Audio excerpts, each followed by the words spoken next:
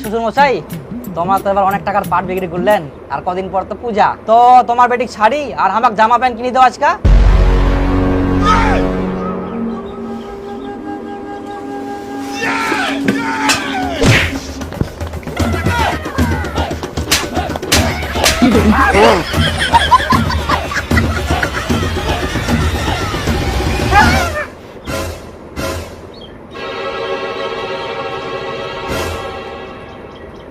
কি জামাই খাতে খাতে চুমকে যান কেন?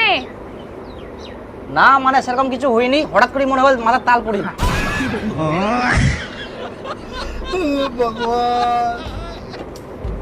বাবা এবার তাহলে পাটের দাম ভালো পেলেন, কতলা পাট হয় এলাতে? হ্যাঁ বাপু, পাটার দাম এবার ভালো পাই, কিন্তু পাটা বেশি হয়নি, মাত্র 3 কুইন্টাল। তাহলে তো মোটামুটি ভালোই। আমার তো এবার পয়সা কুড়ি নাই, টানা টানা চুলি, আর কদিন পরে পূজা, পূজাটাতে কি কুড়ি কাটামো, আর টুম্পা তো সবসময় শাড়ি শাড়ি করে। তুই ফের কেন এত শাড়ি শাড়ি করিস? তোর শাড়ি নাই? শাড়ি কি করে থাকিবে, একটাও তো শাড়ি কিনে দিনি। তাহলে তোর মায়ের দুটো শাড়ি নিয়ে যাস, টাকালা বেকার নষ্ট করি কোনো লাভ নাই। হ্যাঁ মোর শাড়িগুলো নিয়ে যাস, আমি বস্তা পরে বেরাম। তোর বাপ মুখ অনেকগুলো শাড়ি কিনে দেয় না?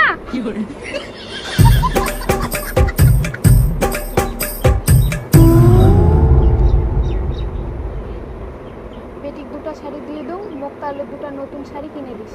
হ্যাঁ টাকালা হুন্ডি চলে না, তোকে মু শাড়ি কিনে দুম।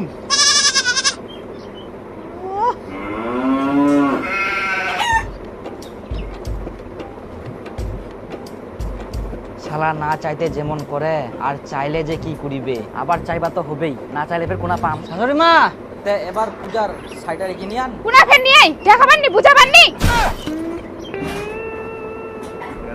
খেপাই দিয়ে অনেক শোনা যায় পূজার সময় শ্বশুর গিলা জামাইক অনেক কিছুই দেয়, জামা প্যান্ট শাড়ি।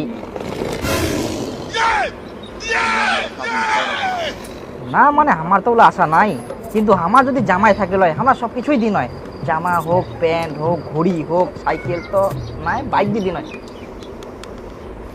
পূজার সময় জামাই গিলা শ্বশুরের ঠিনা অনেক কিছুই আশা করে, কিন্তু শ্বশুরেরও উচিত জামাই গিলা মন খোলাই দেওয়া। কই কোনা গেল কে শ্বশুর? জান কোনা যে ফের গেল। তুই মুড়ি গিলা খা, ওই দিকে আসুন কোনা গেল। বাপরে তোলা খাস হ্যাঁ। আমার যে দাদু ছিল, আমার বাপক যে কত কি দিত পূজা আসলে, জামা কাপড় জুতা একটা বাড়িটা ভরাই দিল। আর জামাইক দেওয়া উচিত, জামাই হচ্ছে ঠাকুরের মতো, পূজা করা হয় জামাই ষষ্ঠী। দেখো কারো বেটা থাকিনি, আবার থাকিলেও ছেলে পেলে দেখেও পারেনি, তখন কে দেখবে? ওই একমাত্র জামাই দেখবে। এই জন্যই সবসময় না হইলেও পূজার সময় অন্তত জামাইক জামা কাপড় দিবার দরকার। আর বিটিক তো কোয়াই হবে না, বিটি নিজের বিটি বলে কথা, শাড়ি তো দিবাই হবে।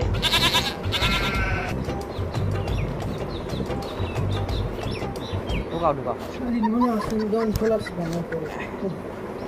জল তো ভালোই ফেরা, টাইমে টাইমে জল ফেরায় না। বর্তমান দিনে শ্বশুরের ঠিনা জামাই গেলা এখন আশা করিনি, কোনো কিছু আশা করিনি, অন্তত মুই আর কি। কিন্তু শ্বশুর যদি দিবা চাই তো ওটা তো অবশ্যই নিবা হবে, কারণ শ্বশুর ভালোবাসি দেয়। শ্বশুর হচ্ছে বাবার মতন, আর বাবা যখন বুড়া পড়ে যাবে সম্পত্তি গিলা কে দেখবে কদিন? তোমরা ফের কোনা আসে হেন? তোমরা কোনা যান? আমরা হাগিবা আসিয়া, এটা পায়খানা।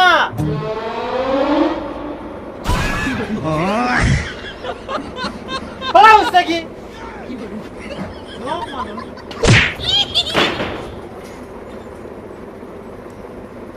তো উঠোই আর কি, আমরা তো আশা করি আমার যেন বেটি হয়, তখন আমার জামাই আমরা মন খোলাই দিম, আমরা তো লিস্ট করে রাখিয়াই কি কি দিম। আর আমার গ্রামে একটা জমিদার আছে, ওই তো জামা কাপড় হয় হয় নিজের জমি জায়গা জামাই নামে লিখি দিয়াই, কারণ জামাই তো সব, জামাই ছাড়া কিছে। কিন্তু আমরাও তো আশা করিনি, শ্বশুর যা দেবে আমরা ওতে খুশি। এই যে এত জোরে যে লাগিল হামাক, আমরা এক নাও রাগ করিনি, কারণ আমরা জানি এটা তোমার আশীর্বাদ, তোমার চরণে আমরা সবসময় থাকবা চাই। শ্বশুর হচ্ছে জামাইয়ের এক ধরনের ভগবান, তো সবসময় তো থাকবাই হবে না। হয়া হয়া বাড়ি খাবার দিয়া যাও, খাও, আমরা এখন শেয়ার করিব। হ্যাঁ করো করো, আগে করলে তো আমরা সাবন দিই ঘষায় ঘষায় শ্যান করে দিন ভালো করি। করো করো খাবার তাড়াতাড়ি, ভোগ লাগিয়ে না তোমাক। আসো দেখি শুনি, আসো দেখো, জামা প্যান্ট ইলা হচ্ছে একটা বস্ত্র, আর বস্ত্র হচ্ছে মানুষক দান করলে অনেক পুণ্য হয়।